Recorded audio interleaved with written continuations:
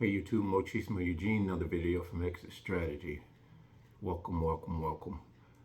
Uh, Today I want to discuss healing, not just a feeling. This is how you know.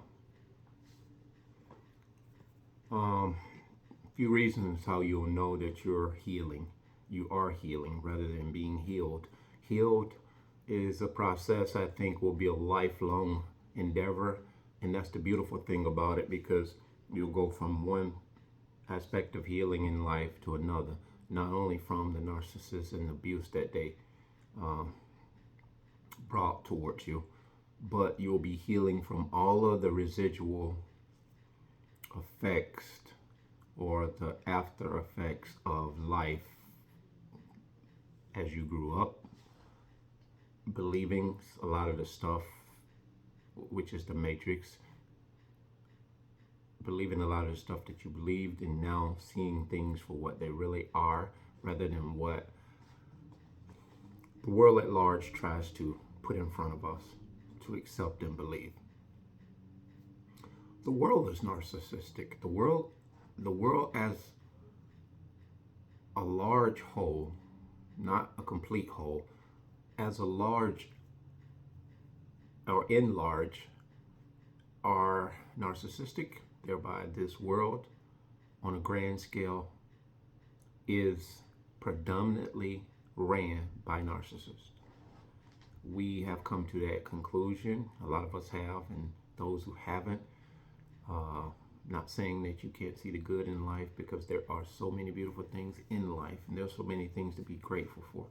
But we're talking about looking at some of these things for what they are rather than what we want to imagine them to be. We can't pretend something is good when it's not.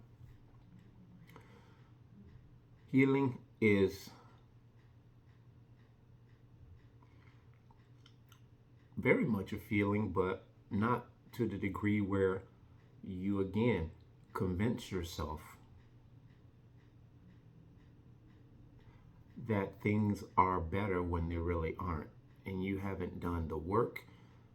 If you're avoiding things that might in fact resemble narcissist abuse and thinking that you're safe just by not going out, not associating yourself with a lot of people, that is a plus and it isn't a plus, because in how you avoid people is the big thing. You can know you're healing rather than it just be a feeling by the fact that you don't desire to go out, not because you don't want to deal with people's stuff, but the whole urge will somehow diminish.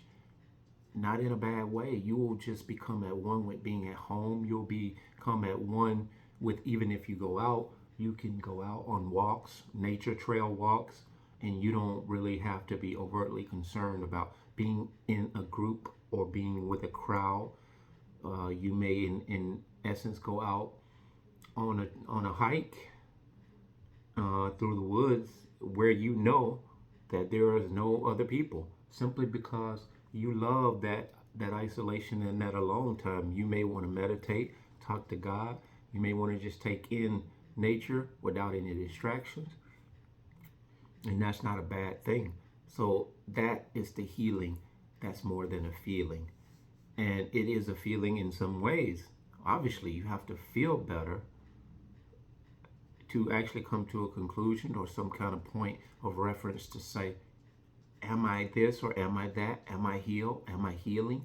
So the feeling is a natural occurrence, but again, in how you feel these things will determine if you're really, truly, honestly healing. When your desire to have certain things that you thought you just couldn't live without, that's a big factor of healing. Not spending so much time on your external, like the dressing up, the putting on the clothes, the going out. I think I got my shirt on the wrong side. I often do with my t-shirts. Sorry. Those are the things that Yeah, it's just it's imminent, or it's innate to who I am. So the healing is a feeling of sorts, but it's more than just a feeling. It is being very content. It's an overwhelming contentment that you can't explain.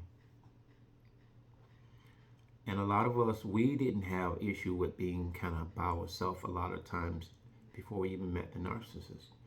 So you don't have to overthink whether you're healing in that respect, because if you can readily recognize yourself in the place that you were living that life in and of yourself before the narcissist, if you see yourself in that place and it's familiar again, then your healing is just that. You're healing. And it's not just a feeling.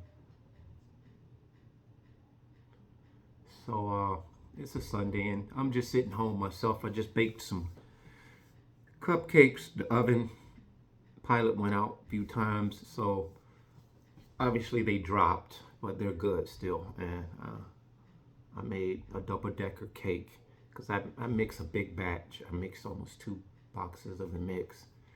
I haven't baked in a while. We used to do when the children were young.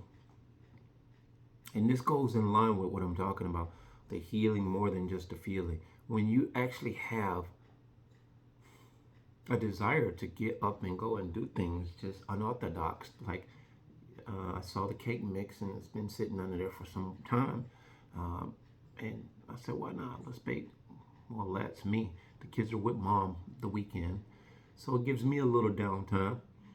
And I would normally be out and about doing stuff or outside doing stuff. But today I said, let me bake some of this batter. And so that's what I did.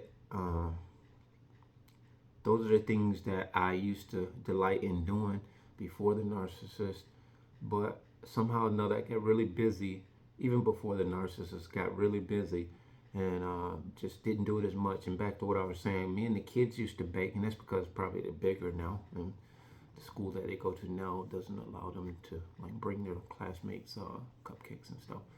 So we used to bake, and I used to send like the whole pan, like 14, 24, something like that, for all of the classmates. And it would be at least 2 for each classmate. And that was just something we loved doing. I always tried to teach these children, you have to just be, you have to have a desire to want to give to someone else before it's pushed on you, before it's forced on you, before it becomes fashionable. You just want to do that out of just a random act of kindness. And it's little things like cupcakes. How much money is invested in that, some time invested in that, but just the little things in putting your time into you, thereby getting to a point where you can see yourself in a way where you can do something for somebody else that is not over the top, but just wanting to extend yourself to other people. So the healing process, it is an up and down thing. Sometimes you may seem or feel, again, feel like you are not as far ahead as you would like to be, or you once was days before, weeks before, months before. Uh, Look at it in perspective. Before the narcissist, there were ups and downs in life, in your life before the narcissist. So I would just encourage you guys, don't become just transfixed or in a trance, fixated on why you're not healing or why you're not doing certain things at a certain rate or consistency, and then thereby giving the narcissist credit for it not being the way it should be. Because we're not giving them credit for anything but coming in our life trying to destroy us. And I emphasize trying, attempting. And another way to be able to determine that you're healing, and it's not just a feeling, when you don't really, and not in a bad way, you don't desire a YouTube video regarding narcissistic personality disorder abuse. You don't desire it as something you need to have. It may be a desire where you just say, hey man, I want to come in and just listen to my friend or my friends. I want to come in and listen to the community, see what they're talking about. Just in an inquisitive way, and to see how people are doing. To hear, uh, something good coming from another empath that who are progressively walking this thing out. And so those are just indicators that you're healing, and it's not just a feeling. And because you pounding these videos every day, that doesn't wholeheartedly mean that you're not healing. It might just say that you are comfortable with looking at a video or listening to a video or two or three a day just because you don't watch TV, just like I don't. Um, you have to determine whether your healing is just a feeling or it is really, really progressively going there. So just a thought. Always check in with yourself to see if, try to measure and gauge if you're honestly, working towards healing, or you're just kind of like, being dismissive of where you are. And just do the work. You have to do the work, and I encourage you guys to do the work. If you're listening to videos like this and other videos, we all bleed the same. So ups and downs, take them as they come, but always be grateful and give thanks for where you are, because wherever you are now is leaps and bounds above where you were with the narcissist. That being said, bless.